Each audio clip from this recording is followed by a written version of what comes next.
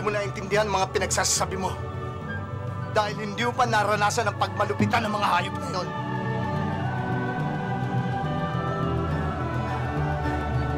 Isa siyang Kastila.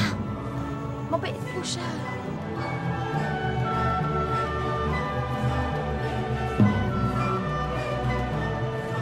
Noon ka? Noon ka? Te. Te? Olvidare. Olvidare. Ibig sabihin, hindi kita malilimutan. Susuko? Paano kami tatagapin ng mga kalaban? Matapos namin halos ubusin ang pwersa nila noon.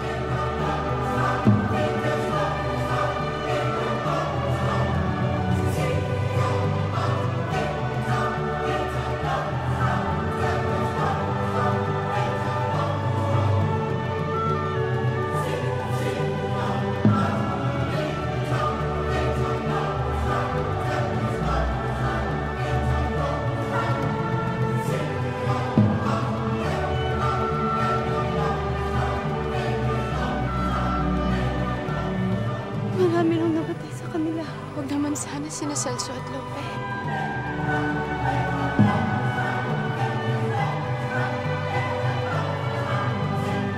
Ang tropa ng Kastila!